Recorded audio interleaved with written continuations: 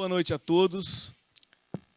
Novamente, meu muito obrigado pela presença de cada um de vocês. Esse evento nosso é um evento já muito querido, muito esperado e a presença de cada um é sempre muito bem-vinda, porque sair de casa, deixar a família, um dia de frio, com chuva, é sempre um sacrifício, mas acho que a nossa amizade e hoje a qualidade do palestrante, com certeza, faz valer a pena. O Dr. Zé Tarcísio, acho que todos vocês conhecem, ele é uma pessoa, primeiro, muito solícita, né, de aceitar o convite de estar aqui conosco. É um grande irmão que eu tenho, uma pessoa que me pegou na minha mão para aprendizado das coisas mais básicas da eletrocirurgia, não sabia nada de eletrocirurgia. O Tarcísio, como um grande companheiro, como um grande amigo, participou de todas as etapas da minha vida profissional e isso gerou em mim um respeito pelo médico, pelo profissional, mas muito mais do que isso pelo caráter e pela amizade dele. Então, é um irmão que a vida me deu. É um prazer muito grande agradecer. E o tema sobre fibrilação atrial, obviamente, interessa a todos os clínicos, né? Ainda mais com os adventos das novas tecnologias, as dúvidas que geram a respeito sobre as condutas. Então, acho que é uma oportunidade muito boa da gente ter um bate-papo informal, tirar todas as dúvidas que forem pertinentes e aproveitar a presença do meu querido Tarcísio. Tarcísio, muito obrigado pela tua vinda. Bom, pessoal, boa noite. Para mim é sempre um prazer. Eduardo é uma pessoa que é bem mais do que um simples médico. É uma pessoa, aí, como ele falou, irmão, essa definição de irmão é muito, muito interessante, porque, de fato, a gente tem uma ligação profissional e de amizade de longa data. E eu não sou mais velho que o Eduardo, não é a mesma idade, tá? Que ele colocou a... Não parece. Então, na verdade, a gente enveredou por esse caminho da eletrofisiologia praticamente juntos, porque quando a gente iniciou a experiência com ablação percutânea final da década de 80, o Eduardo também era um cara muito inquieto e começou a frequentar o mesmo núcleo nosso na Beneficência Portuguesa. Então, a gente vivenciou muitas angústias assim, do pioneirismo, então isso gerou uma ligação muito forte entre a gente, e tanto no sentido de ensinar como de aprender também. A gente troca muitas informações. Eduardo é uma pessoa que é um consultor também, sempre tem colocações muito pontuais e muito inteligentes sobre tudo. Então, isso não é da boca para fora, sempre... A gente fez muitas coisas juntos, né? As fulgurações que eu digo, né? Quantas fulgurações, nossa.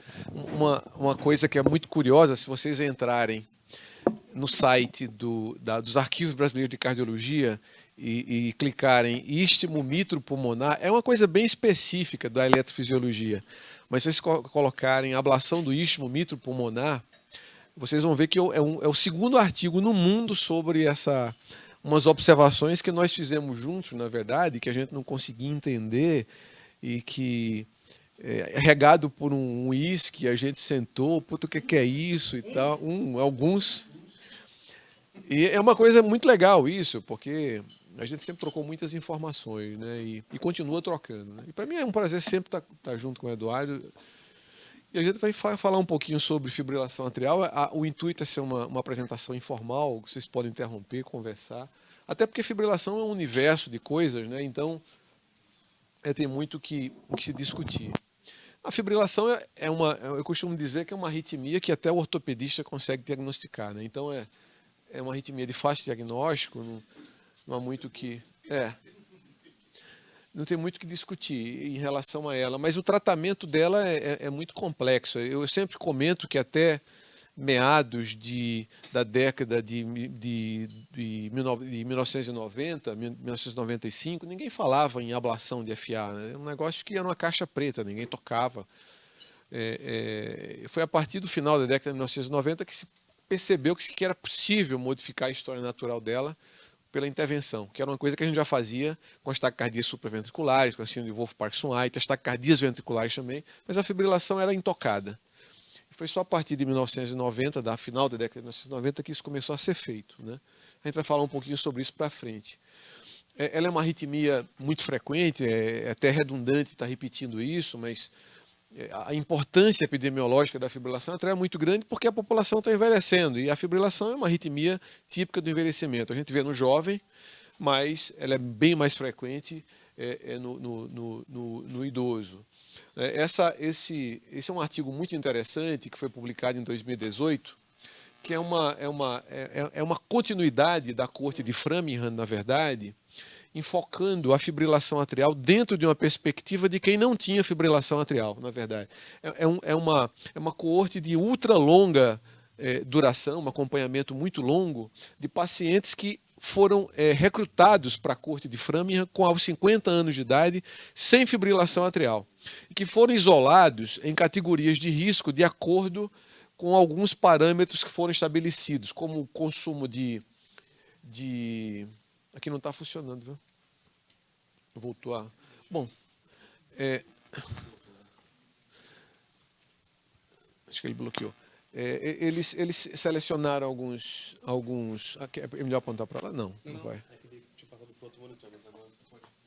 Legal. De acordo com algumas variáveis, como o consumo de tabaco, a bebida alcoólica, o índice de massa corporal, pressão arterial, diabetes e tal, e história de insuficiência cardíaca. Todos esses pacientes tinham ritmo sinusal aos 50 anos de idade. E eles selecionaram em 3 categorias: os indivíduos que em condições ótimas de fatores de risco, ou seja, indivíduos que não fumavam, não bebiam, e que tinham um índice de massa corpórea bom, pressão arterial controlada, não tinham diabetes e não tinham história de insuficiência cardíaca. E eles separaram com um grupo de muito baixo risco versus para comparar com um grupo de risco intermediário que agregava algum desses fatores de risco versus um grupo de alto risco que eles consideravam que tinham 3 ou mais desses fatores e que foram acompanhados num universo de tempo até os 90 e poucos anos de idade, 95 anos de idade. E assim, isso aqui mostra de uma maneira muito clara, na linha azul que vocês podem ver aqui, que mesmo na ausência de fatores de risco, ou seja, aqueles indivíduos sob condições ótimas de fator de risco, mesmo nesse cenário, a taxa de indivíduos que vai ter fibrilação atrial é muito alta. Se calcula que por volta dos 80 anos de idade, 75, 80 anos de idade, cerca de 10% dos indivíduos sem fatores de risco vão ter FA, e aos 90, cerca de 25%. E quando se agrega outros fatores de risco, esse cenário fica bem mais importante. Então, a gente vai ter, todos nós vamos ter, quanto mais está se vivendo, mais está tendo chance de ter FA. Então, é um problema, isso retrata de uma maneira muito clara o quanto é um problema de saúde pública grave, né? O tratamento da fibrilação atrial sempre foi um medicamento, como isso é muito bem sabido por vocês. Houve uma época que fazia tentativas heróicas de controlar a fibrilação atrial, até com associações medicamentosas. Alguns que estão aqui lembram da velha quinidina que a gente usava, às vezes associação com a amiodarona, era uma coisa de louco, né? Então, e assim, a mildarona, os fármacos antiarrítmicos, eles na verdade sofreram um grande revés a partir de várias observações. Esses são dados do estudo AFIRME, né, um estudo bem conhecido, que mostra que de todos os fármacos antiarrítmicos, o que tem o melhor perfil para controle da FA é a mildarona. De fato, é o melhor medicamento antiarrítmico que existe. Se não fossem os seus efeitos adversos, seria um medicamento fantástico. Mas mesmo num cenário, como vocês podem perceber, de uso de amiodarona, o percentual de pacientes que têm recorrência de fibrilação atrial é muito grande.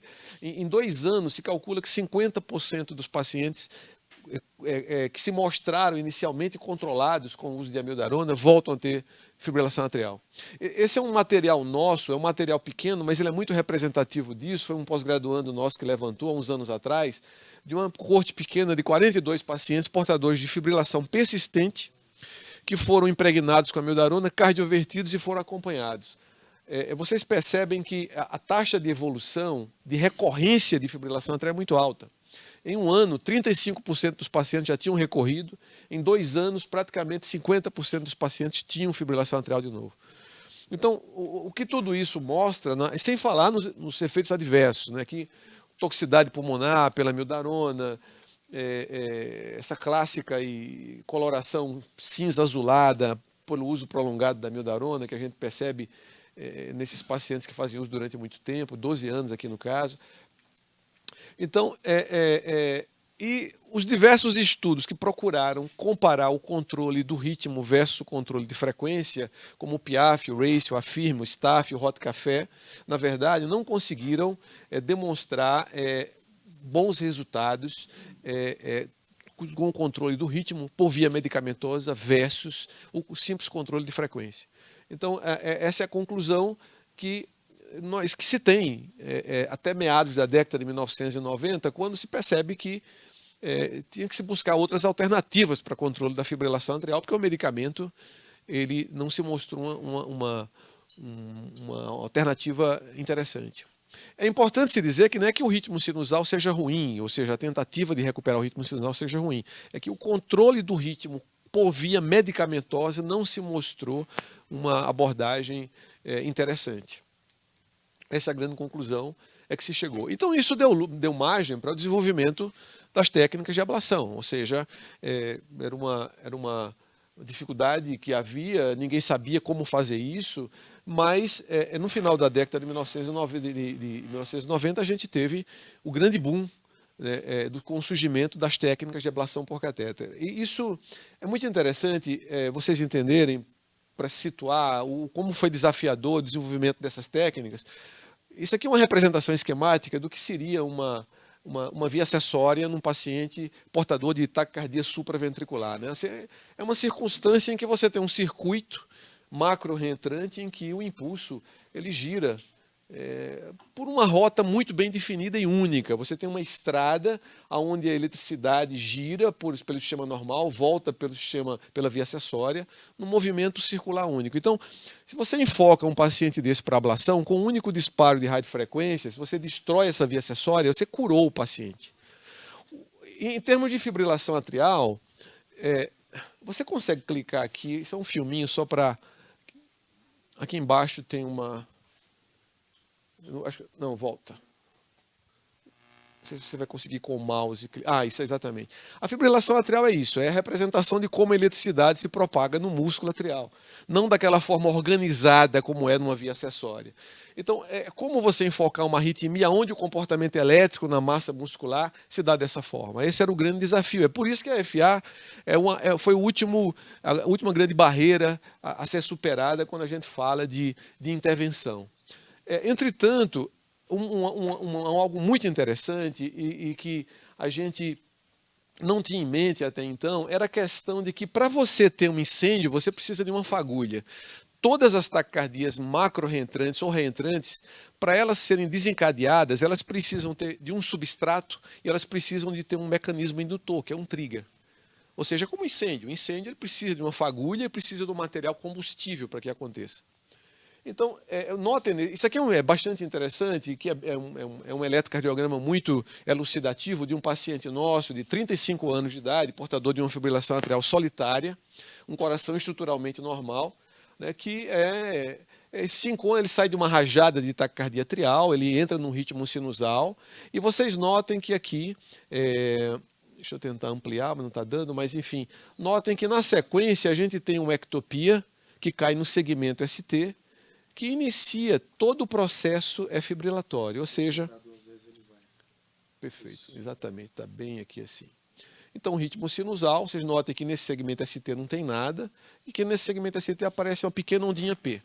Essa ondinha P é o trigger, é o gatilho, é a fagulha que desencadeia um incêndio que se chama fibrilação atrial, né?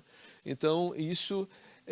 se nós tínhamos tanta dificuldade para enfocar o substrato, porque o substrato é aquela loucura de propagação de estímulos elétricos da fibrilação atrial, eventualmente se poderia enfocar exatamente esse gatilho, ou seja, tirar esse gatilho deflagrador da FA. E foi isso que esse estudo é o estudo clássico do Dr. Michel Reiseguer, no sul da França, de Bordeaux, que esse é o grande estudo que deu início a tudo isso. Ele teve uma grande luz quando, tentando fazer ablação, fazer um estudo eletrofisiológico em pacientes portadores de fibrilação atrial, ele descobriu que, na imensa maioria das vezes, ou seja, em mais de 90% dos casos, esses triggers, essas fagulhas, esses extrasístoles que desencadeiam a fibrilação atrial, nascem das veias pulmonares. Ou seja, havia um foco definido, ou seja, olha, tem uma luz aqui. Ou seja, a fibrilação atrial é uma arritmia em que vai ser muito difícil a gente conseguir mexer no substrato, mas a gente pode perseguir essas fagulhas, visto que essas fagulhas, na imensa maioria dos casos, nascem das veias pulmonares. Então, essa foi a grande a grande luz que surgiu no final da década de 1990, 1998, para ser mais preciso. E a partir desse momento se começou a tentar fazer a destruição, a inativação por corrente de radiofrequência desses gatilhos. Esse foi o primeiro caso que nós fizemos na Beneficência Portuguesa. O Eduardo, inclusive, participou desse caso. Foi no ano 2000. Essa paciente é uma paciente que eu acompanho até hoje. Na ocasião, o que é que nós fazíamos? Nós colocávamos os catéteres dentro das veias pulmonares e buscávamos identificar qual era a veia pulmonar dentro da qual se encontrava o foco deflagrador da FA. Era dessa forma que se fazia a ablação de FA nessa época. Isso era uma coisa infernal, porque muitas vezes a gente colocava o paciente em sala, colocava os catéteres dentro das veias e as veias estavam silenciosas, os focos não estavam aparecendo. Então não tinha como fazer a ablação. E às vezes, quando o foco disparava, nós fazíamos a ablação dentro da veia, nós inativávamos um foco, mas deixávamos de inativar outros de outras veias, porque as veias estavam silenciosas naquela ocasião. Então as taxas de recorrência eram altas e havia um problema mais sério, porque as ablações dentro da veia pulmonar, na verdade, muitas vezes deflagravam, desencadeavam estreitamento, estenose de veia pulmonar, porque as ablações eram feitas dentro das veias, de fato. Esse caso foi um caso assim que a gente vibrou muito, que foi o primeiro caso que nós fizemos, porque quando nós introduzimos o catéter dentro da veia pulmonar, nós observamos que o paciente vinha em ritmo sinusal e que as ectopias nasciam dentro da veia. Aquilo foi uma coisa, eu lembro desse caso de uma maneira muito clara, porque todos nós ficamos fascinados com esse achado que o doutor Michel Heiseguer tinha tido 2 anos antes. Só que a própria escola de Bordeaux, na sequência, com base nessas limitações do procedimento inicialmente focado, que era de ablação focal propriamente dita, idealizou a técnica de ablação circunferencial. Ou seja, em vez da gente inativar o foco dentro da veia, isso aqui é uma imagem de ressonância magnética do átrio esquerdo, onde tem as veias esquerdas e as veias direitas.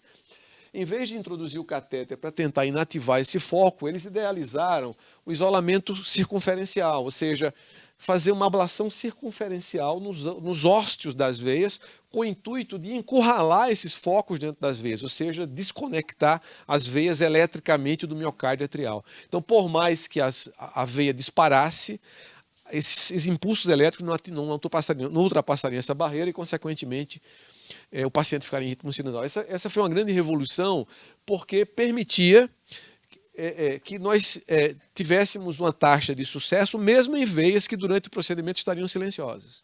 Então isso foi algo fantástico. E a técnica, na verdade, era uma técnica simples, em que a gente colocava um catéter, isso aqui é um isolamento, uma ablação de uma veia inferior direita, por exemplo, nós fazíamos uma angiografia da veia pulmonar, colocávamos um catéter circular nessa veia, né?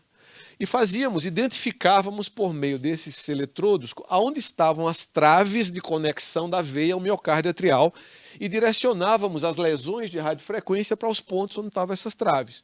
Então provocava-se um desligamento, um desacoplamento da veia do miocárdio atrial. Esse é um caso que foi um bem emblemático de 2007, em que notem que o paciente se encontra em ritmo, após a ablação, o paciente em ritmo sinusal e com a veia fibrilando, ou seja, uma atividade fibrilatória dentro da veia, porém a veia completamente desconectada do miocárdio atrial. Isso era fantástico. Esse tipo de achado, quando a gente observa no laboratório, é a prova incontestável da importância da veia num mecanismo tanto de desencadeamento como de perpetuação da fibrilação atrial. Então isso é algo... isso é inegável o benefício que a gente traz para um paciente quando vê um troço desse, né? Então é algo realmente... Isso é um caso muito interessante que eu fiz com o Jaime em Manaus. Isso era um juiz de futebol profissional que tinha crises recorrentes, incontroláveis de fibrilação atrial. E que isso foi em 2004, salvo engano. Esse paciente foi encaminhado para o laboratório. E notem que esse paciente está em ritmo sinusal. Ou seja, eletricamente, aparentemente, o miocárdio atrial está calmo. Mas quando nós fazemos o monitoramento da veia, esse catéter circular está na veia pulmonar superior direita, né? Isso é uma angiografia rotacional, a gente observava o seguinte, olha, que a veia desse paciente não estava calma. o paciente, cada batimento desse, o primeiro impulso é um batimento sinusal e o segundo é uma ectopia dentro da veia que não está conduzindo para o miocárdio atrial, ou seja, um bigeminismo venoso bloqueado. É uma veia inquieta, apesar do miocárdio atrial estar quieto. Quando nós fazíamos a adenosina, porque a adenosina ela diminui a refratariedade do miocárdio atrial, na verdade, se vai ser esse traçado aqui, a adenosina diminui a refratariedade do miocárdio atrial e acorda algumas fibras que estão adormecidas. Aqueles disparos venosos conduziam para o miocárdio atrial, gerando a clássica fibrilação atrial. Esse paciente é um caso interessante porque nós isolamos exclusivamente a veia pulmonar superior direita dele, e é um paciente que o Jaime até recentemente me falou que ele acompanha até hoje, que está muito bem. Posteriormente, um tempo depois, a escola de Milão, na Itália, do Dr. Carlo Paponi, propôs uma forma diferenciada de se fazer ablação, ou seja, em vez de fazer uma ablação puramente do ósteo, ele propôs se fazer uma ablação um pouco mais ampliada, do antro da veia, porque a veia é um funil. Ele propôs essa ablação antral, guiada por mapeamento eletroanatômico, que é uma técnica que nós utilizamos até hoje, e ele mostrou resultados ligeiramente superiores àqueles observados pelo Dr. Michel Heiseguer, com uma taxa menor de ocorrência de algumas complicações, como a estenose de veia pulmonar. E essa técnica é uma técnica que é empregada até hoje. Isso aqui já é um mapeamento mais moderno, que a gente utiliza uma fonte de captação de imagem mais parruda, mais completa, em que corresponde hoje até à forma como a gente trabalha. Então, na verdade, a gente faz um isolamento, a técnica padrão é o isolamento dos antros das veias pulmonares, que pode ser feito em bloco, as duas veias à direita e as duas à esquerda, ou em 8, isolando cada uma seletivamente. Essa é a técnica que a gente faz, só que, diferentemente da técnica inicial, o procedimento ele é feito numa região mais ampla, pega uma massa maior daquele miocárdio que envolve os antros das veias pulmonares. Por que isso é importante? Porque acha-se que, na verdade, quando você faz a ablação isolando as veias pulmonares, você não está apenas isolando os focos ectópicos, você está atuando em outros fatores desencadeantes da fibrilação atrial. Acha-se que o miocárdio atrial, que está ao redor dos antros das veias pulmonares, é um miocárdio atrial que favorece ao próprio mecanismo de reentrada da fibrilação atrial, porque existe um entrecruzamento de fibras atriais anárquico naquela região, o que gera um comportamento que a gente chama de anisotropia, que propicia o movimento reentrante que perpetua a fibrilação atrial. Então, quando você faz uma ablação mais ampla, você modifica essa arquitetura e você, consequentemente, atua em potenciais circuitos mantenedores. Além disso, no entorno dos antros das veias pulmonares existem plexos venosos, aliás, plexos autonômicos, principalmente colinérgicos, que modulam o comportamento elétrico da fibrilação atrial. Porque a gente sabe que o vago, pela descarga da acetilcolina, é capaz de gerar descargas focais dentro da própria veia e também modula o comportamento elétrico da célula atrial. A corrente de potássio e KCH, aquela corrente dependente de acetilcolina, que gera um encurtamento do período refratário do miocárdio atrial, perpetua a fibrilação atrial, porque quanto mais curta o tempo de recuperação da célula, mais isso favorece o movimento de reentrada por um mecanismo funcional. Então, quando você faz a ablação antral, você também modifica o padrão de inervação colinérgica das veias pulmonares. Então, isso é um efeito adicional da ablação antral das veias pulmonares. E, além disso, a gente atua em outras estruturas também que potencialmente podem ser foco de sede desses focos ectópicos, entre eles o ligamento de Marshall, que é uma involução da veia cava superior esquerda, que se transforma na veia de Marshall.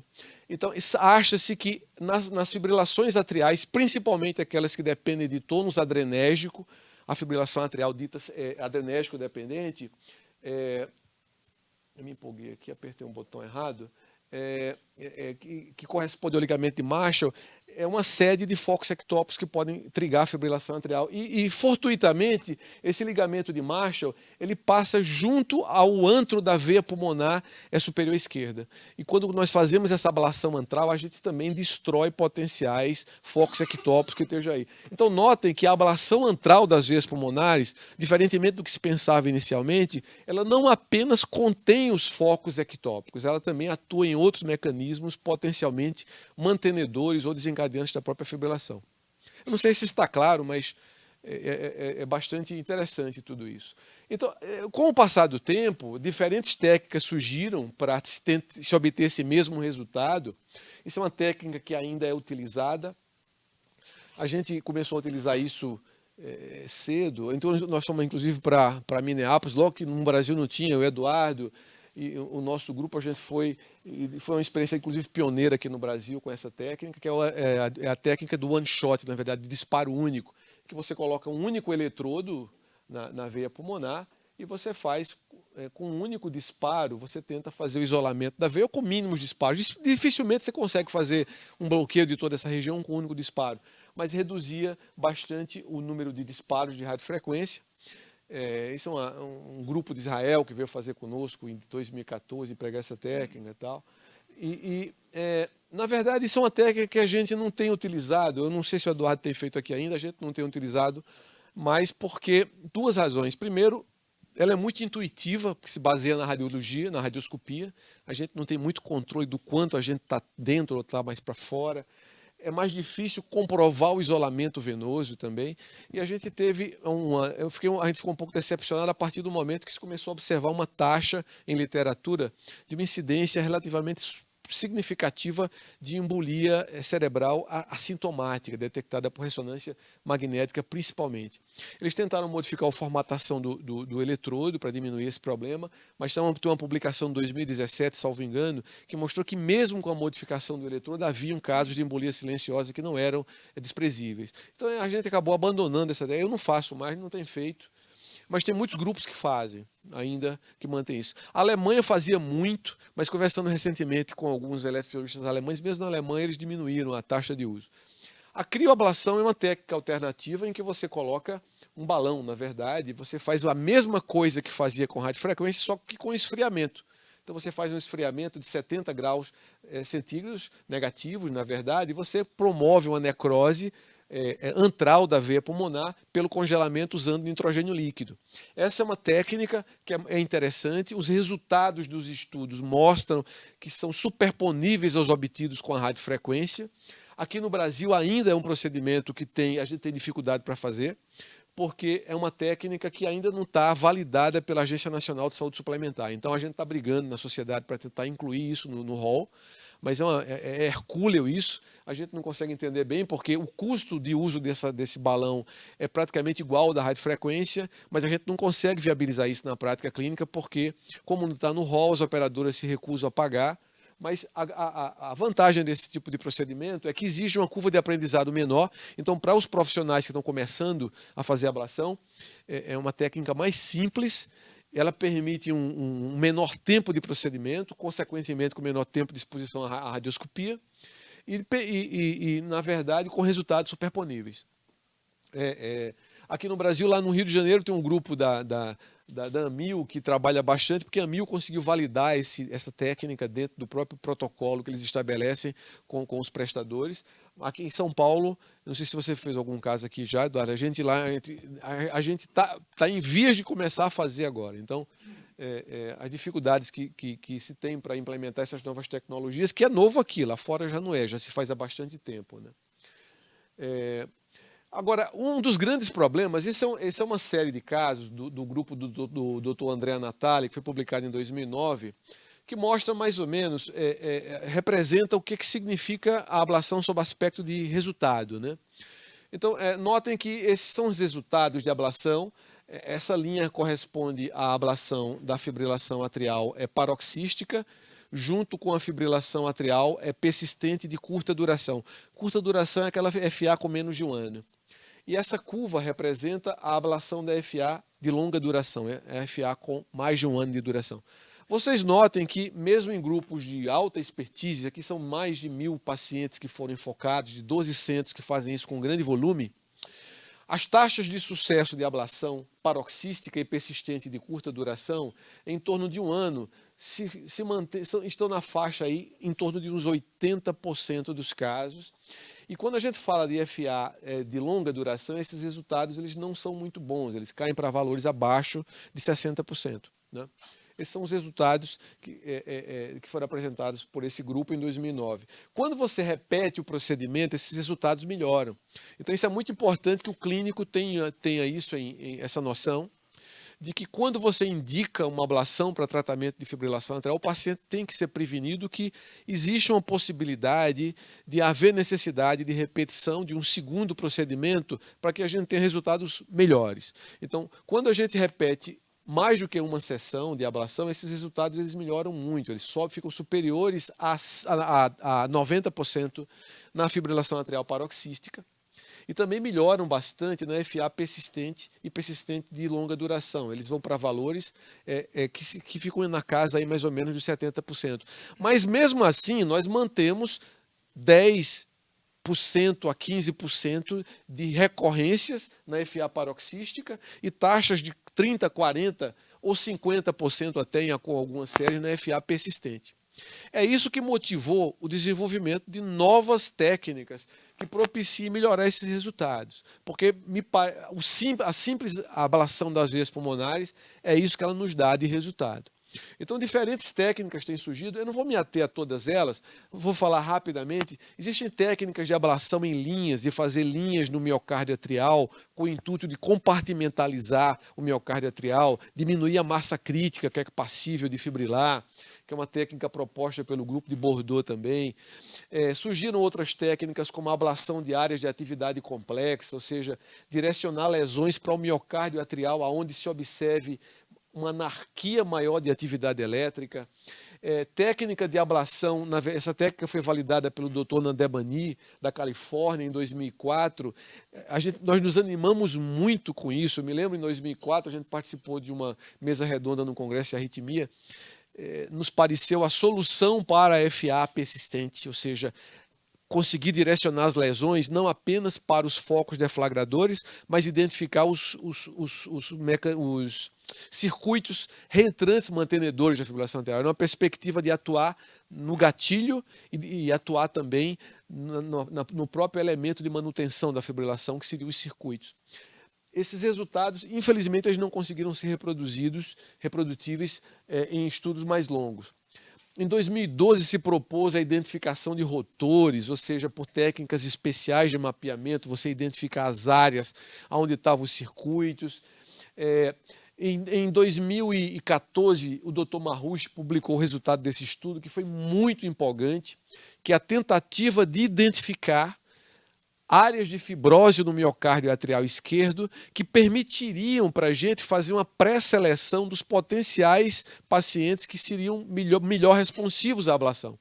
Isso foi muito animador na ocasião, ou seja, por técnicas de tratamento de imagem com ressonância magnética, se identificaria os pacientes que tinham menos fibrose ou não tinham fibrose e diferenciaram daqueles que tinham mais fibrose ou fibrose muito intensa, de tal modo que você, como clínico, poderia simplesmente pedir uma ressonância magnética e saber se você poderia ou não indicar a ablação para esse paciente. Isso é fantástico, ou seja, você diz, olha, esse paciente a ablação vai funcionar, esse não vai funcionar.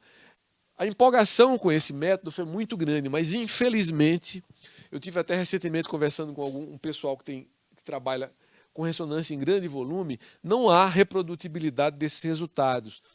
Os outros não se conseguiu reproduzir os resultados do Dr. Marruch, porque a espessura do miocárdio atrial é muito pequena para você conseguir identificar, na verdade, áreas de fibrose por meio de realce tardio na ressonância magnética. Então, é algo que está num limbo, digamos assim. Ficou adormecido esse assunto e não se fala muito mais sobre ele. A não ser o próprio Dr. Marruch, que detém o software, a propriedade do software que faz esse tratamento de imagem, e é uma coisa meio blindada, a gente não consegue ter acesso a isso. Você tem que pagar para poder. Você manda as imagens, você paga por essas imagens, ele devolve. E isso, a imagem tratada para você. Então é uma coisa que ficou um pouco nebulosa, um pouco comercial, e houve uma certa perda de credibilidade nisso. Com o desenvolvimento das técnicas de imagem, talvez a gente consiga. Na Beneficência Portuguesa, eu interagi muito com o pessoal lá da imagem, um pessoal que tem uma alta experiência, inclusive incluindo até o físico nisso, na discussão desse assunto. É muito difícil você conseguir identificar cicatriz atrial com ressonância magnética, porque mesmo no miocárdio ventricular, em algumas situações, é difícil você identificar. No miocárdio atrial, como ele é muito fino, mais difícil ainda. Outras técnicas surgiram, essa é uma técnica que vem sendo proposta pelo grupo do Texas, o Dr. André Natali, que é o isolamento do apêndice atrial esquerdo. Acha-se que o apêndice atrial esquerdo ele tem uma importância maior como sede de focos de deflagração da fibrilação atrial do que se imaginava no passado.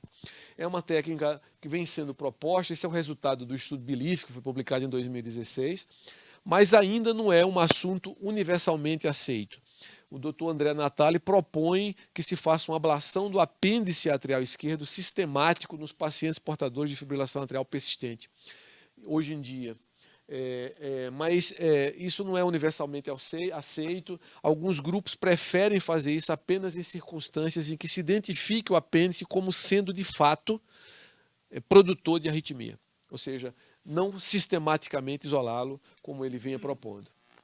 Esses são os resultados do estudo BELIEF. Ele mostrou que, de fato, após múltiplos procedimentos, os resultados obtidos eles são melhores do que os resultados daqueles pacientes em que não se faz o isolamento. Eu estou fazendo esse apanhado apenas para vocês entenderem que isso é um assunto complexo. Além do isolamento das veias pulmonares, a gente cai numa seara que é uma terra de ninguém. São muitas técnicas que Dr. Miguel Couto, no Rio de Janeiro, ele costumava dizer que em medicina, quando a gente tem muita coisa para investigar ou para tratar a mesma coisa, é porque nenhuma delas é suficientemente boa. E é fato isso. Se houvesse uma técnica, um padrão ouro para tratamento da fibrilação persistente, na verdade, que é o nosso grande desafio hoje, é o que fazer com o FA persistente, na verdade, se houvesse uma técnica padrão boa, todo mundo estaria fazendo só ela, não estaria buscando novas coisas, né? É uma outra técnica, e isso é algo que eu acredito, ou seja, perseguir focos fora das veias. Ou seja, uma vez que você isolou as veias pulmonares, você fazer manobras farmacológicas na tentativa de identificar outras áreas produtoras de ectopias capazes de induzir um FA. E são muitas áreas que são passíveis, ou seja, você tentar inativar essas áreas que podem estar em algumas regiões preferenciais, como é o caso da crista terminalis, como é o caso do C coronariano, como é o caso do próprio apêndice atrial esquerdo, do septo interatrial, da veia cava superior, do apêndice atrial direito, enfim.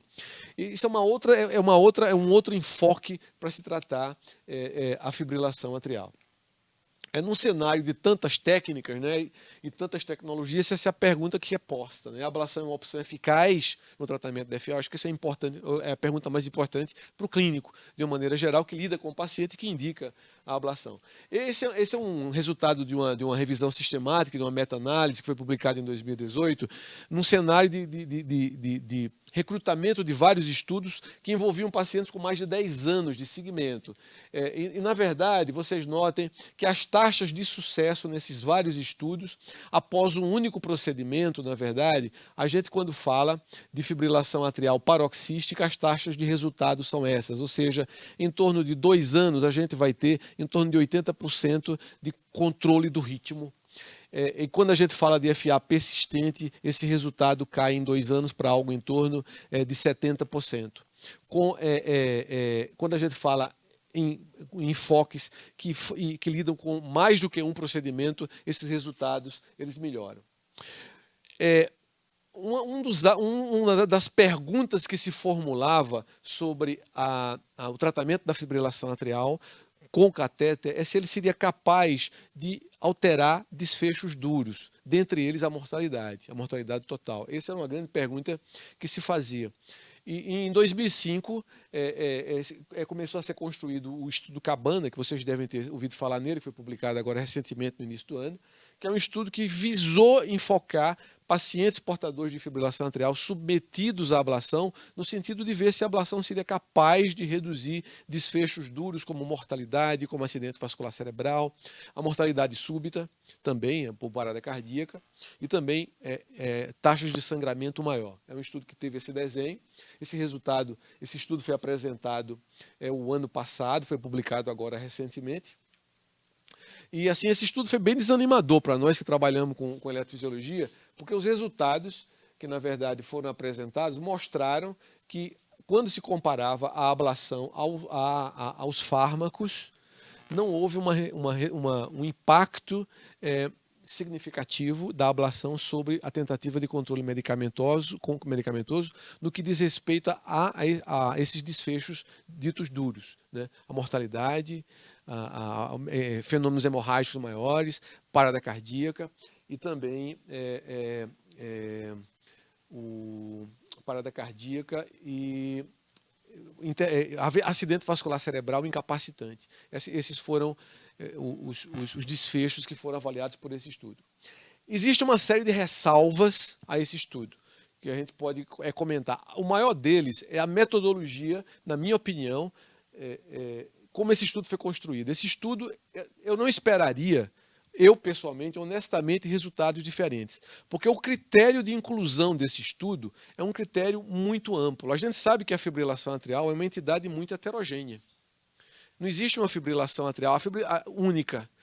A fibrilação atrial ela tem múltiplos fatores desencadeantes, ela tem múltiplos fatores que podem contribuir para a sua manutenção. Notem que dentro do perfil de inclusão do estudo Cabana estaria um paciente, por exemplo, portador de 66 anos de idade, com coração normal e com fibrilação paroxística. Ele seria incluído no Cabana. Ao mesmo tempo, um paciente portador de uma cardiopatia isquêmica, com fração de ejeção baixa, com ato esquerdo grande, com 66 anos e com FA persistente, também estaria incluído aí dentro. Como eu posso esperar que ter resultados diferentes com pacientes tão heterogêneos? Entende? Isso é na minha opinião, isso é uma aberração do ponto de vista de pensamento científico, de método, se a gente considera padrões básicos de plausibilidade biológica para se construir um trial assim. Eu acho que isso fere, desperdiçou muito dinheiro na construção de um estudo com resultados previsíveis. Eu não esperava resultados diferentes. A gente, quando pensa em mortalidade, em FA, a gente tem que saber para que pacientes eu espero que tenha resultados positivos em recuperação de ritmo. O primeiro paciente que eu citei, ninguém indica ablação de FA num paciente de 66 anos de idade, com ato esquerdo normal, coração normal, esperando que ele vá viver mais. Porque não é o objetivo do tratamento para esse paciente, porque esse paciente, a FA não vai matá-lo se ele tiver anticoagulado de maneira adequada.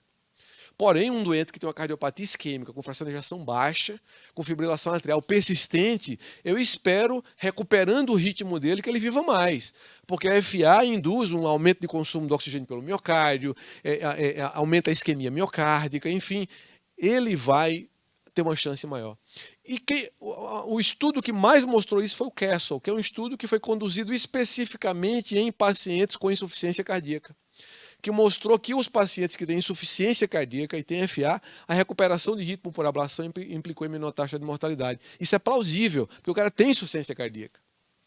Entende? Então, o Cabana é um estudo que eu tenho uma crítica muito grande em relação a isso, e não é uma crítica que foi construída depois do resultado, porque eu já havia lido o método deste estudo, eu já falava sobre isso. Essa aqui é a revisão mais recente sobre esse assunto, foi publicada esse mês no Circulation, sobre isso é uma revisão sistemática, uma meta-análise que foi publicada, agora saiu a semana passada, e focou 18 estudos com perto de 5.000 pacientes, estudos que foram conduzidos visando avaliar, comparar o medicamento à ablação no que diz respeito a uma série de desfechos, né?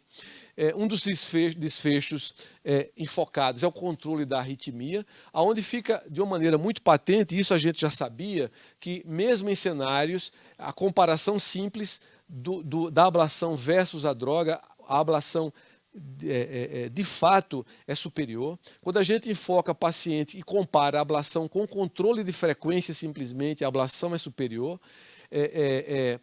Em pacientes com fibrilação atrial persistente, ela também se mostrou superior, e quando enfoca também a paroxística, também se mostra. Então, quando a gente fala em controle de ritmo, hoje é indiscutível que a ablação é melhor do que o fármaco. Isso hoje a gente já não discute mais. Se você tem um paciente portador de fibrilação atrial, se você visa recuperar ritmo, a ablação é um tratamento superior. É tanto que hoje, por diretrizes internacionais, você já pode oferecer isso como uma primeira opção de tratamento, especialmente na fibrilação atrial paroxística.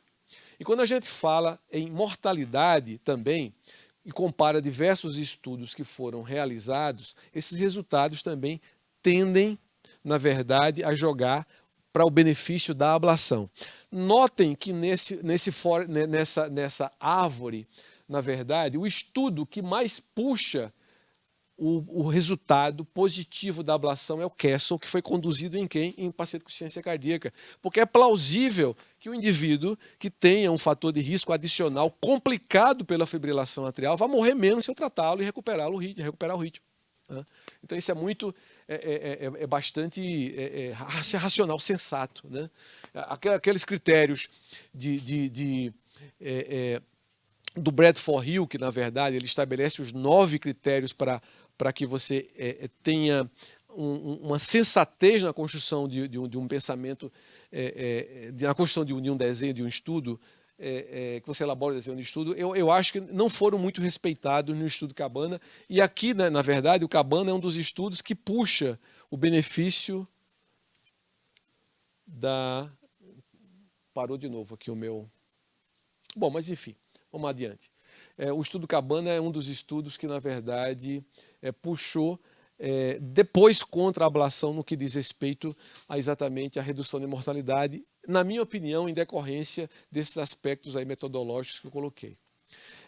No que diz respeito à prevenção de acidente tromboembólico, isso é uma pergunta que o cardiologista faz muito, eu posso indicar ablação com o intuito de reduzir acidente vascular cerebral?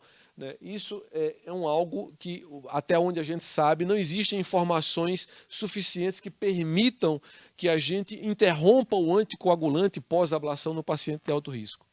Esse é um estudo muito interessante que foi publicado em 2013 da comunidade de Intermountain nos Estados Unidos, e que é um estudo que mostra que, de fato, a ablação pode ter um impacto positivo no que diz respeito à prevenção de acidente tromboembólico. É um estudo epidemiológico com 37 mil pacientes, é uma base de dados muito... Essa comunidade de Intermountain, ela produz muito em estudos epidemiológicos, eles são muito organizados, é uma base de dados bem estruturada, comparável dos países nórdicos, na verdade. Eles compararam, envolveu 37 mil pacientes, e eles compararam um grupo de pacientes que tinha sido submetido à ablação a 2 outros grupos de pacientes. Um grupo que tinha fibrilação atrial e que não era tratada por ablação, que não havia sido tratado por ablação, e um outro grupo que não tinha fibrilação atrial. E esses 3 grupos foram pareados por idade e sexo. Ou seja, um grupo que não tinha FA, um outro grupo que tinha FA não tratada por ablação e um grupo que foi tratado por ablação. E eles fizeram essa comparação, num padrão de comparação 4:1, na verdade, do ponto de vista de montagem do estudo. E uma coisa que é muito interessante que eles observaram é que, independente da classe de risco para AVC baseada no CHADS, o grupo que, na verdade, tinha sido submetido à ablação foi comparável aos pacientes que não tinham fibrilação atrial. Ou seja, indicando um benefício potencial da ablação na prevenção de acidentes tromboembólicos. Agora, é óbvio que a gente tem que, na verdade, que raciocinar que isso é um estudo epidemiológico, na verdade, baseado em informações de uma base de dados com todas as suas limitações. Então, ao que tudo indica, o impacto é positivo, sim, mas a gente precisa esperar um pouco mais antes de pensar em recomendar uma interrupção de um anticoagulante. Entende? Sem uma plena convicção de que isso pode ser feito. Algo que assim tem encantado muito a gente ultimamente é o chamado tratamento combinado. A gente sabe que em mais de 90% dos casos, o acidente tromboembólico da fibrilação atrial nasce por trombos que vêm do apêndice atrial esquerdo. Né? E quando a gente faz a ablação da fibrilação atrial, a gente está no átrio esquerdo, do lado do apêndice atrial esquerdo. Nós fazemos a ablação das veias pulmonares, às vezes com ablações adicionais. Porque se a gente está ao lado do apêndice atrial esquerdo, por que não ocluir o apêndice no indivíduo de alto risco? Né? Isso é um assunto que me encanta muito, porque eu acho que é o futuro em termos, quando a gente fala em prevenção tromboembólica, quando se faz a ablação de FA, vai ser o tratamento combinado. Ou seja, esses pacientes que têm um Charles Vasque maior que 2, você faz um procedimento de ablação, por que não ocluir o apêndice? Esse é um caso bem interessante. É o caso mais antigo que a gente tem, que se usou técnica combinada. Ele está com 6 anos de evolução atualmente. É um paciente que tinha um Charles Vasque de 6, na verdade. Esse paciente ele é parente de um médico da instituição. Ele tinha já tinha sequelado de um AVC, mínimas sequelas, graças a Deus, mas ele já tinha sido sequelado. Insuficiência renal crônica, dialítica, na verdade, hipertenso, diabético, já era infartado, tinha uma cardiopatia isquêmica, com a fração de ejeção de 40%. E era um inferno, na verdade. O anticoagulante que ele usava era varfarina, e em decorrência da hemodiálise ele não conseguia manter um TTR adequado. É um paciente que nós fizemos um tratamento combinado, ou seja, tanto a ablação das veias pulmonares, como fizemos a oclusão do apêndice por um dispositivo da Sanjude, da Abbott, que é o ACP. Esse paciente é um caso... Não está funcionando. Ah, é? Bom, é um caso em que a gente... ele hoje está com perto de 6 anos de evolução, e o único medicamento que tem impacto em coagulação que ele toma é aspirina. E eu não tirei porque ele é coronariano. Mas assim, ele não usa anticoagulante. E hoje, com 6 anos de evolução com ritmo sinusal, sem droga antiarrítmica. Isso é uma coisa maravilhosa. Você tem um cara refratário à droga e que você conseguiu fazer prevenção cardioembólica, né, com uma intervenção. Isso é uma coisa fantástica. Né? Eu sou muito empolgado com isso. Esse talvez seja uma das maiores séries de um centro único já publicadas, que foi em 2016. É um grupo australiano que publicou isso, né? Ou seja, é um tratamento híbrido que eles fizeram perto de 100 pacientes que foram tratados, né? Com fibrilação atrial não valvar, com Charles Vasque em torno de 2,6 médio, que foi feito a técnica de tratamento híbrido, fazendo oclusão do apêndice, com acompanhamento médio de 2 anos.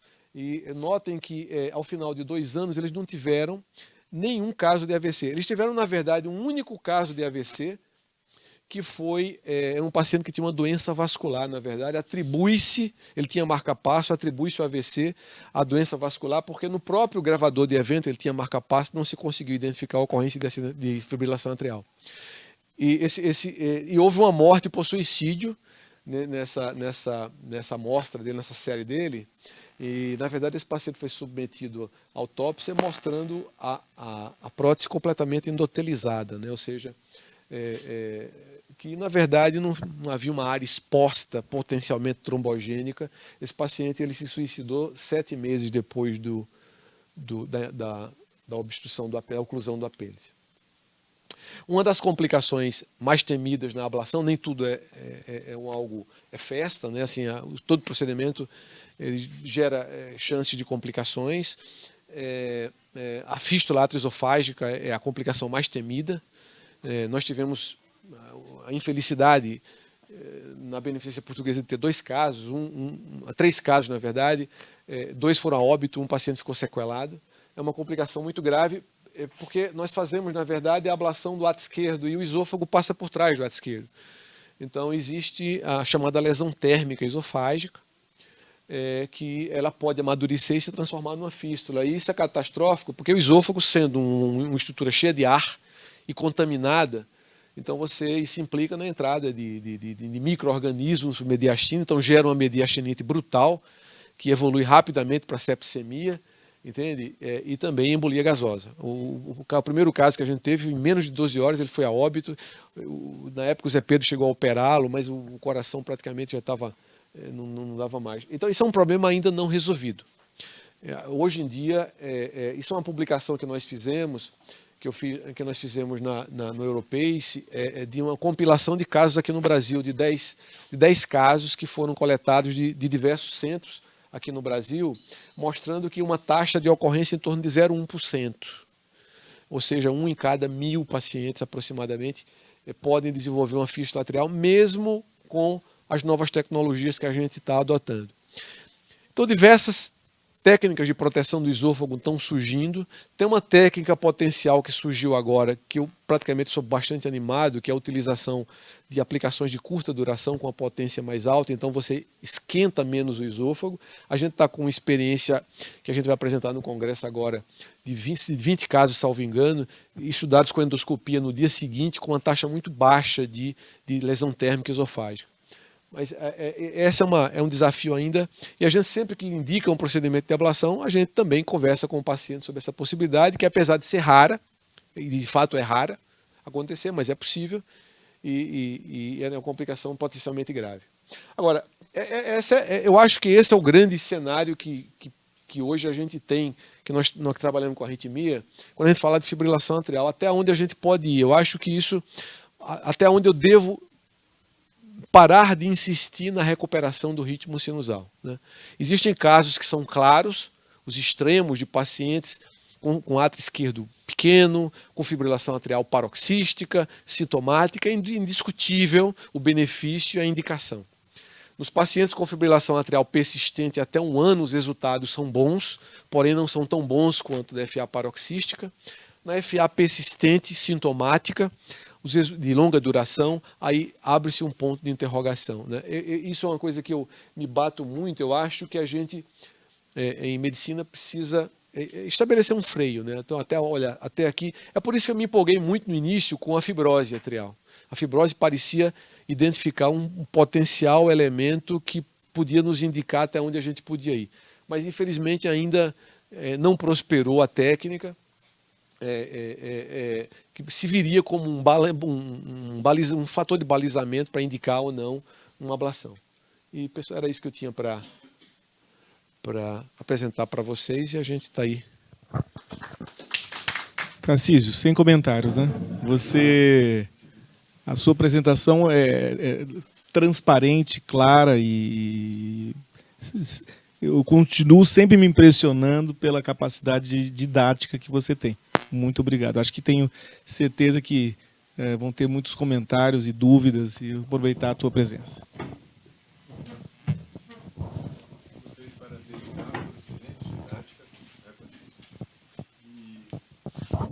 Eu gostaria de perguntar para a gravação, me antecipar à fibrilação atrial, que nós clínicos, não é? E também como eu analiso o Holter e vejo que a frequência que ocorre de pacientes, muitas vezes com cardiopatia estrutural e muitos sem cardiopatia estrutural, com arritmia supraventricular muito frequente. Hoje mesmo tivemos um caso que eu postei no grupo, o médico do paciente está aí presente também, de que o indivíduo tem cerca de 15.000 ectopias supraventriculares e cerca de 4.000, 5.000 taquicardias atriais, inclusive com o fenômeno de Ventquebel, não é? Frequente, assintomático, isto com 40 anos. A gente sabe que muitos trabalhos já dizem que a frequência de arritmia supraventricular e taquiarritmias atriais predispõe a chegar a uma fibrilação atrial. Tem trabalhos que eu li que cerca de 40% vão evoluir para a fibrilação atrial, especialmente pacientes idosos, né? Nesse caso, como você se anteciparia a isso? Que conduta você faria? Por exemplo, se tem um foco ectópico, que você imagina que seja ele único, que está causando taquicardia atrial e extrasystolia atrial, porque a morfologia do P é sempre a mesma, você conduziria para uma possível ablação desse foco? Ou você, com um indivíduo jovem, sadio, com 40 anos, tentaria introduzir uma droga antiarrítmica? Como é que você faz? Essa é uma pergunta que, assim, me antecipando, sendo bem direto, não existe resposta para ela. A gente sabe que os pacientes que você colocou, que têm uma densidade alta de ectopias atriais, eles têm uma maior chance futura de FA. Isso é indiscutível hoje, a gente sabe disso. Agora, a gente não sabe quem. E a gente também não sabe se esse paciente que está tendo ectopias atriais não está tendo fibrilação atrial silenciosa. Então, será que não seria uma alternativa, eventualmente, de se fazer um monitoramento desse paciente mais intensivo, eventualmente até com um gravador de evento implantável, para de fato saber se ele está tendo ou não fibrilação atrial? Porque, na verdade, a primeira preocupação que eu tenho nesse paciente é a proteção cardioembólica. Se eu tenho um paciente de 70 anos de idade, com ectopias atriais frequentes e rajadas de taquicardia atrial, a pergunta que eu me faço é: esse paciente, eu devo ou não devo anticoagular, apesar de ele não ter fibrilação atrial registrado, documentado? Acho que é a primeira preocupação que eu tenho com ele. Entende? E esse é um paciente que faz parte do dia a dia. É muito comum a gente ver isso no consultório. O cara que vem, tem ectopias frequentes e tal. A gente fez até uma discussão sobre isso uma época, exatamente sobre a alternativa de, nesse paciente com esse perfil, com uma arritmia assintomática, você fazer um monitoramento de ultra longa duração, que hoje é possível com os gravadores de evento implantáveis, que dão aviso à distância para a ocorrência da fibrilação atrial, o que propiciaria uma anticoagulação precoce, seria uma estratégia a ser adotada, que tem sido defendida por alguns, só que essa é uma estratégia, primeiro, cara, teria que ser empregada para praticamente todas as pessoas com mais de 70 anos de idade, porque eu desconheço alguém com mais de 70 anos de idade que não tem ectopia atrial frequente. E existe um outro problema aí, que eu acho mais intrigante.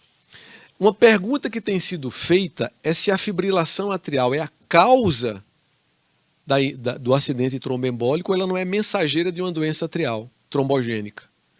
Tem alguns estudos feitos com marca-passo, entre eles o ACERT, que é um estudo em que eles pegaram pacientes que tinham marca-passo e fizeram um acompanhamento de longa duração, e o marca-passo, você sabe que permite que a gente faça um monitoramento do ritmo, ele memoriza se o paciente tem uma taquicardia atrial ou uma fibrilação atrial, e eles queriam acompanhar e determinar qual o índice de pacientes que tinham AVC no segmento. Esses pacientes não tinham FA registrada, tá? E eles detectaram, eu não sei, não lembro exatamente o percentual, mas eles separaram os pacientes que tiveram um acidente vascular cerebral no acompanhamento. E eles observaram que havia uma dissociação entre o AVC e a ocorrência de fibrilação atrial nos últimos 30 dias. Menos de 30% dos pacientes tiveram fibrilação atrial nos últimos 30 dias que precederam a ocorrência do AVC. Isso abriu um alerta danado, porque resgatou uma discussão muito antiga de um eletrofisiologista suíço, o Dr. Kottkamp, que advoga a chamada cardiopatia fibrótica atrial, que hoje é um fato, né, como sendo uma precursora da fibrilação atrial, ou seja, antes do indivíduo ter a fibrilação atrial, ele tem uma atriopatia.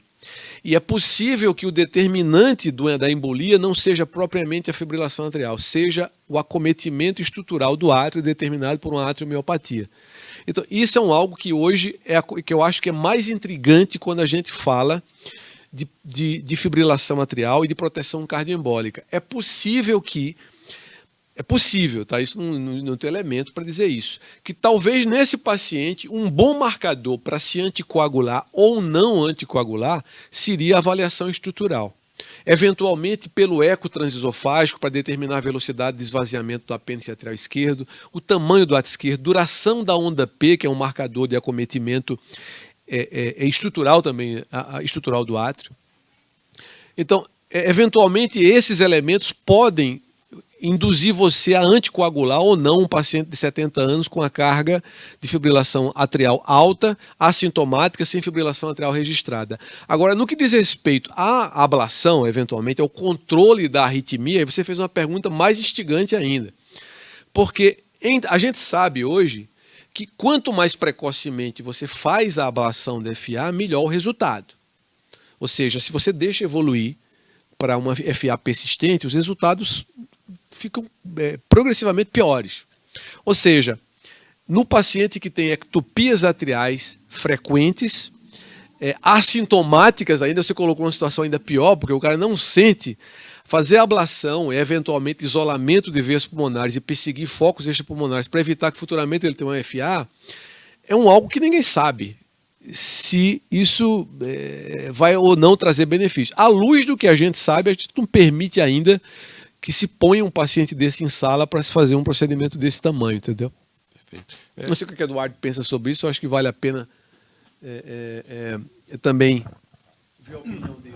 Essa é uma dúvida imensa. Não há resposta. Assim como não há resposta que o tratamento farmacológico desse paciente também venha a dar algum tipo de benefício. Propafenona, amiodarona, sei lá o quê. Não tem essa resposta. Não há nenhum trabalho randomizado com desfecho duro que mostre que, de fato, tratar ou não tratar seja, de fato, benéfico. Agora, esse paciente tem um agravante. Ele é um atleta. Tarado. E esses pacientes, tem que se considerar que dentro da etiopatogenia da doença, o próprio hipercondicionamento físico, o hipertreinamento, tem um papel bastante importante e muito claro na gênese da arritmia. Então, um paciente como esse, nós temos que considerar de trás para frente. A gente está começando a falar sobre ablação, estamos falando sobre fármacos antiarrítmicos, mas nós temos que entender a fisiopatologia e tentar convencê-lo de que o aumento da carga de treinamento pode e provavelmente é um dos fatores importantes na gênese da arritmia. Agora, quem é que consegue fazer com que um atleta que pedala 2.000 quilômetros por mês, né, mais o resto que deve fazer, entenda que o exercício pode estar fazendo mal a ele? É muito difícil você pegar um atleta de elite, seja profissional ou amador, e levá-lo ao tal do descondicionamento físico. É muito difícil. Primeiro que o paciente não acredita, a aderência dele à redução da carga de exercício é muito baixa.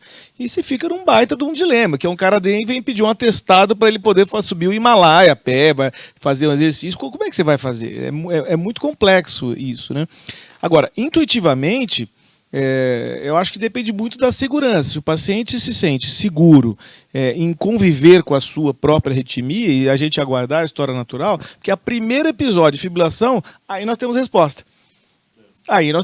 Mas ele ainda não fibrilou. Então o conhecimento... A gente acha que não fibrilou. Ou acha que não fibrilou, exatamente, né? Então o conhecimento de tudo que nós temos hoje é em cima da fibrilação atrial. E essa é uma doença elétrica precursora. Mas não significa que o tratamento da doença precursora vá de fato. E mais um detalhe em relação ao atleta. Alguns casos que eu fiz o procedimento de ablação, muitos desses focos estão na veia cava superior.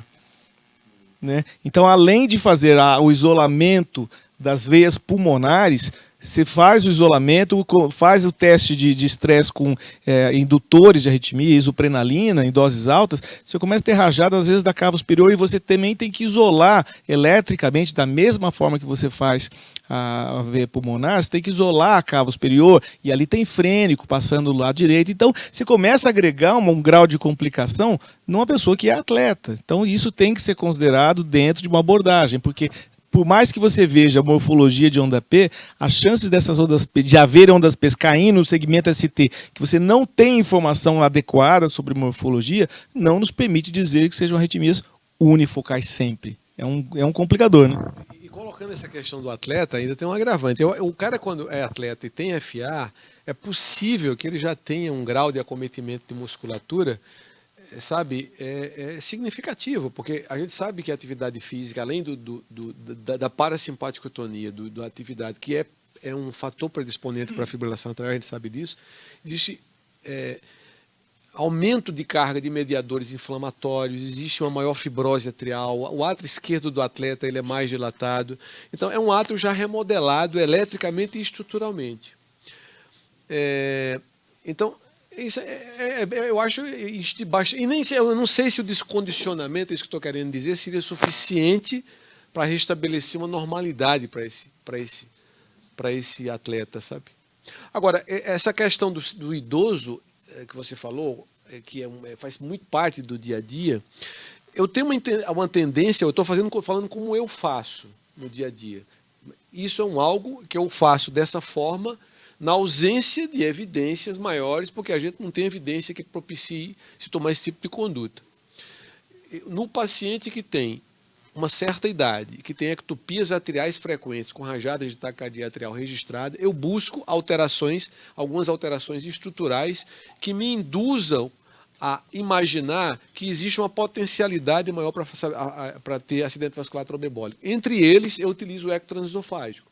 Aqueles pacientes que têm uma velocidade de esvaziamento de apêndice, por exemplo, inferior a 40, por exemplo, é um indivíduo que tem alto contraste em ato esquerdo, que tem ato esquerdo dilatado, eu tenho uma tendência a anticoagular, mesmo na ausência de uma fibrilação atrial registrada e mesmo sendo uma arritmia atrial de alta densidade assintomática. Eu queria aproveitar Mas não tenho evidência para dizer que eu estou beneficiando também. Entendo. Eu queria aproveitar o gancho, nesse caso aí, tá certo? Nós estamos fazendo um trabalho sobre análise de Holter em pacientes com insuficiência cardíaca descompensada. Os fenômenos eletrocardiográficos que a gente está encontrando. E foi muito frequente encontrar arritmia supraventricular, taquicardias atriais em pacientes descompensados em enfermaria com insuficiência cardíaca. E a gente notou que subestima-se o tratamento da arritmia puramente, enfocando mais por o paciente ter uma cardiopatia estrutural, insuficiência cardíaca, muito com fração de ejeção muito baixa. Então, eu pergunto a você, explorando a tua presença aqui, você não acha que, nesses casos, deveriam ser tratados com amiodarone com mais frequência, precocidade, para você sentir que a arritmia pode estar contribuindo para piorar a dinâmica, inclusive a possibilidade de desenvolver FA e fenômenos trombembólicos nesse paciente no futuro? O que a gente vê nas enfermarias é que não se trata a arritmia do paciente. E como é que você vê isso? Isso seria muito interessante, sua opinião a respeito. Na verdade, é um cenário de um paciente que tem insuficiência cardíaca baixa e arritmia atrial frequente na ausência de fibrilação atrial. Sim. Ele não tem FA. No estudo nosso, nós descartamos a presença de FA. Não tem fibrilação atrial. Se não valeria a pena a utilização de amiodarona. Porque é o único grau que poderia ser usado no caso. Podia ser usado no caso. De amenizar, atenuar a arritmia e também até a possibilidade de prevenir, né, pelo efeito terapêutico da própria droga, aumentando o potencial de ação de cada fibra, né, e diminuindo o risco, até melhorando até a dinâmica do paciente que tem isso com frequência. Olha, eu acho que é plausível, mas é algo que ainda não é demonstrável a ponto da gente recomendar isso de uma maneira sistemática. Entende? Eu acho que Posso suscitar a ideia de que se discuta essa possibilidade, dependendo do caso, né? Porque a gente não sabe se você, na verdade, uma vez utilizando o fármaco para controlar essa arritmia atrial, se o controle dessa arritmia atrial vai ter um impacto positivo na evolução da arritmia futura. Isso é muito importante, porque tem pacientes que a gente tem em consultório que têm ectopias atriais frequentes e que não fibrilam. Eu tenho uma paciente de 90 e poucos anos que eu acompanho há 20 anos, ela tem 91 anos, eu acompanho há 20 anos ela. Ela tem uma infinidade de ectopias atriais no Holter com rajadas de taquicardia atrial e ela nunca fibrilou apesar da idade. Existem algumas peculiaridades que eu acho interessantes, por exemplo, o acoplamento das ectopias. O quanto o acoplamento precoce não é um fator determinante de uma maior chance de desenvolvimento de fibrilação atrial. P sobre T, por exemplo. Porque as ectopias tardias são ectopias que tipicamente, por exemplo, em laboratório de eletrofisiologia, a gente não consegue induzir FA com estes estímulos com acoplamento tardio. A gente tem que fazer estes estímulos curtos, caindo já em fase vulnerável do átrio, para conseguir provocar uma fibrilação atrial. Esse raciocínio também é válido para FA. Por exemplo, essas ectopias de veia pulmonar são ectopias muito precoces. Elas costumam cair na onda T, no segmento ST, ou como você viu ali no final do complexo QRS. Se você mede o acoplamento entre a onda P precedente e a ectopia, ela é curto para burro.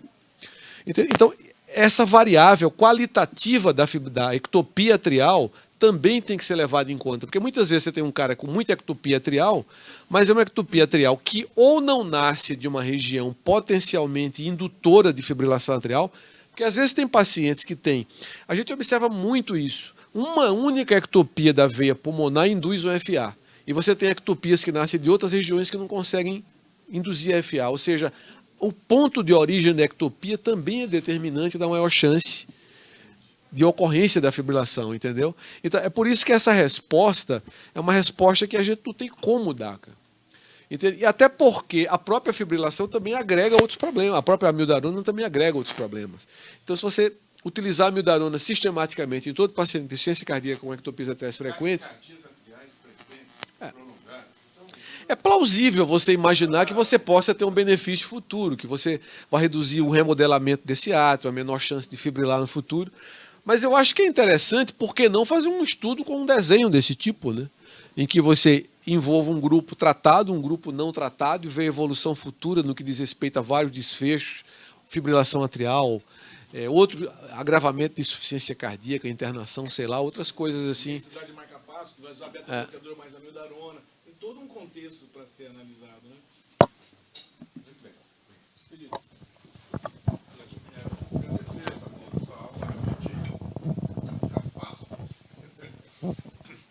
Entendimento. Mas acho que é dentro do mundo real, não a sair da pergunta dele, talvez pela. Ah, tá, no nosso mundo real aí para prevenção, dentro do questionamento do Peralva, eu fiz uma recente lida de FA nessa última revista da SOCESP e falando sobre magnésio como prevenção, além de evitar cigarros, né, uma vida mais saudável, etc, etc, etc, o uso de losartan, de tanas também como prevenção. Alguns trabalhos mostravam a prevenção de FA futura de uma maneira interessante. Eu achei interessante falar do magnésio. O magnésio o pessoal usa para tudo, né? Para qualquer coisa eu estou usando magnésio. Você tem alguma coisa como prevenção ainda dentro do que ele falou antes da FA? Isso tem algum valor? Porque veio escrito na revista da nossa sociedade isso. Eu procurei ler alguma coisa a respeito e não achei nada. Ou talvez não tenha procurado um lugar legal. Mas na sua experiência, você acha que tem alguma realmente repercussão isso? Olha, eu desconheço. Honestamente, eu não conheço. Lá em Ribeiro, talvez. Eu até imagino quem escreveu isso, porque é um cara que é apaixonado por sulfato de magnésio, que tentou fazer isso também com arritmia ventricular idiopática. Imagino que tenha sido ele que escreveu. Mas eu desconheço, assim, de benefício. O que eu posso dizer, assim, quando a gente fala de fibrilação atrial, eu falo muito isso para os pacientes, eu acho que o tratamento da fibrilação atrial é multifatorial. Então, quando a gente eu trato fibrilação atrial por ablação, eu sempre deixo isso muito claro para o paciente, que a gente não está apenas atuando na fibrilação atrial por si só.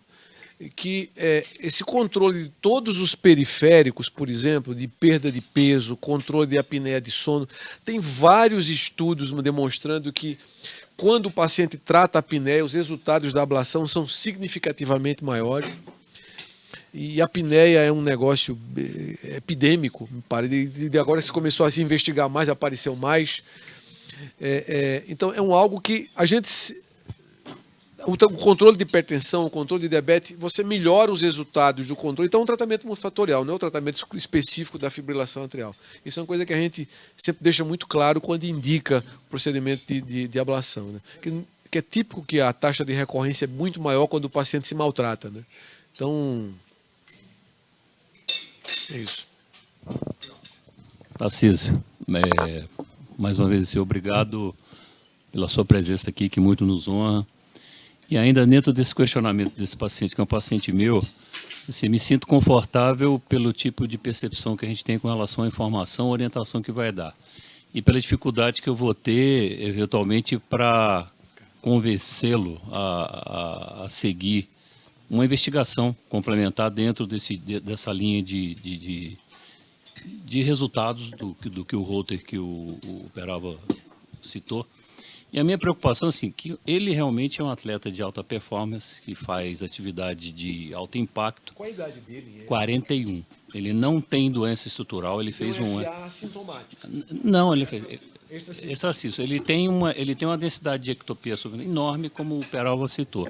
A minha preocupação, eventualmente, com esse tipo de paciente é que, como você mesmo falou, a probabilidade dele ter um evento isquêmico, criptogênico, eu acho que é uma coisa que existe até pelo tipo de atividade que ele faz. Ele faz circuitos longos, com grandes altimetrias, com variáveis enormes. Então, o meu questionamento que eu faço para você é exatamente assim: eu vou parar esse cara, eu vou deixar ele sem atividade? Você acha que o eco, assim, a sua ilustração com relação ao eco transofágico eu achei ótima, que é uma coisa que tem que se propor. E eu te pergunto, você acha que ressonância magnética pode ajudar alguma coisa no sentido de a gente poder investigar de maneira mais intensa a conduta, inclusive?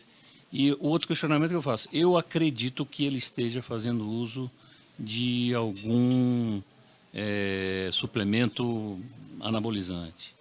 Então, até que ponto isso aí também poderia estar participando, contribuindo para esse tipo de achado? Porque assim, o que chamou a atenção, ele tem um eco estruturalmente normal e no teste ergométrico ele tem essas ectopias que são esforço induzidas. Então isso realmente foi que me levou a pedir o Holter.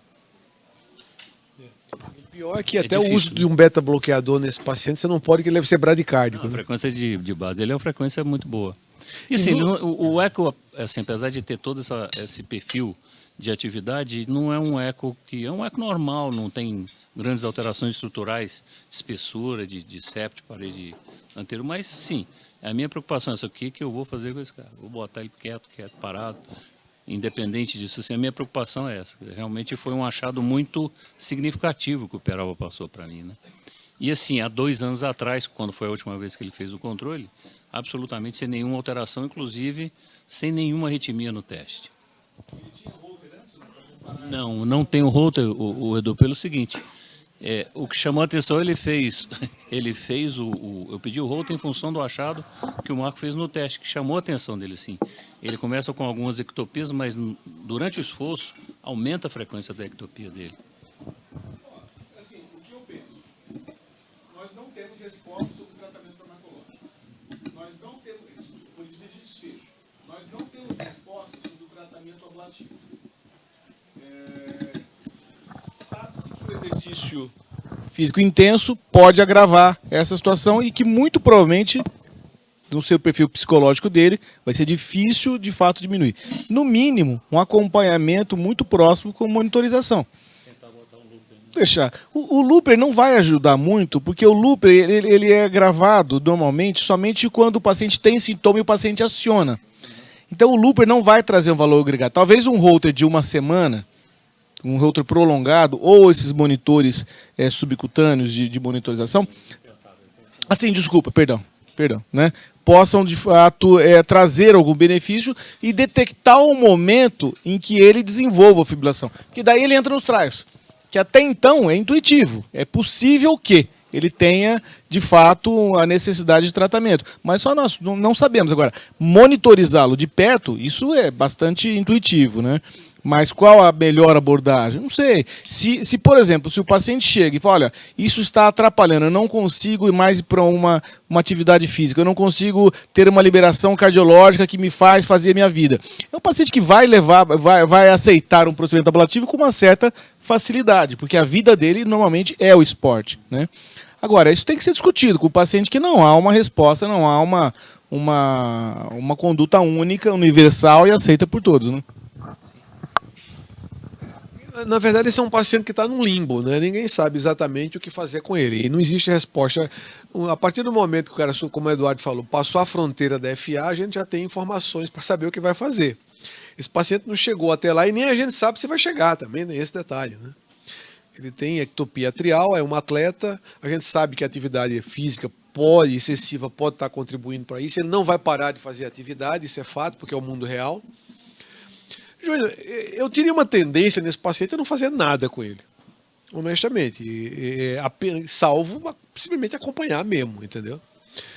O uso do gravador implantável, do gravador de evento implantável, é uma possibilidade completamente off-label também, porque é difícil até a gente pagar esse troço hoje, porque a Agência Nacional de Saúde só autoriza isso para pacientes, a obrigatoriedade de cobertura para quem tem síncope, do paciente com arritmia. A gente não tem.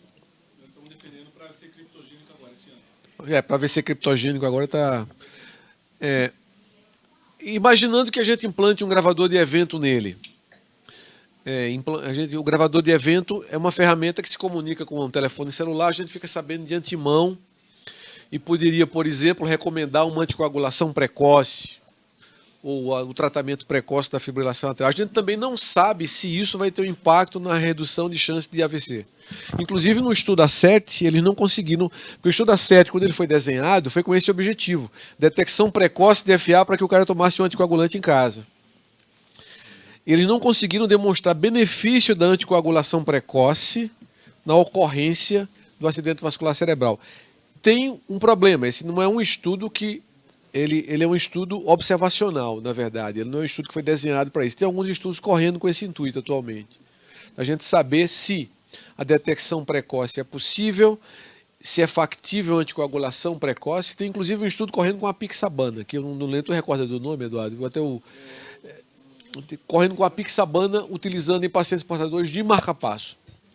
Se é possível a detecção precoce da fibrilação atrial com instituição de tratamento anticoagulante precoce vai ter um impacto no que diz respeito à ocorrência de acidente vascular cerebral isquêmico, entendeu?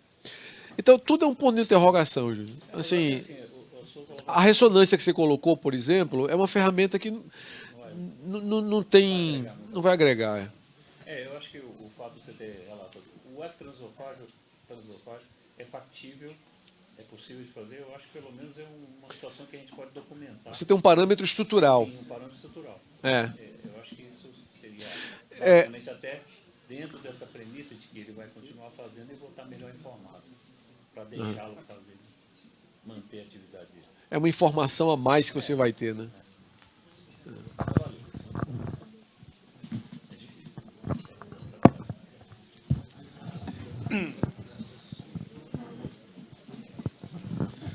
Bom, gente, eu queria mais uma vez agradecer a presença do Tarcísio aqui, uma aula brilhante, clara, transparente. As dúvidas que existem são dúvidas que a ciência ainda não conseguiu esclarecer para a gente tem uma fronteira acho que muito grande, a FA tem um campo imenso ainda de desenvolvimento de conhecimento, e é bacana que a gente vai aprendendo junto. Acho que são situações como essa que nos colocam na vanguarda das dúvidas, e as dúvidas geram questionamentos, e os questionamentos, como o Peralva falou, sobre insuficiência cardíaca, geram propostas de estudo clínico.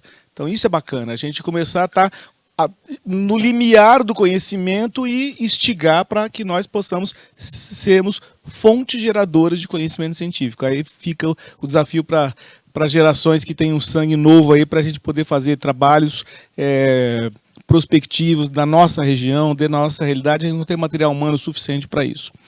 Agradecer a equipe da Biotronic, meu muito obrigado mais uma vez. Essas nossas reuniões são muito agradáveis, e só que elas não seriam possíveis de fato, de forma nenhuma, sem o apoio de vocês. Eles têm um gravador de evento muito legal, implantável. Biomonitor, tá? Agradecer a equipe de filmagem, a equipe de divulgação, muito obrigado mais uma vez, vocês são 10 fantásticos, muito obrigado, e bom jantar a todos.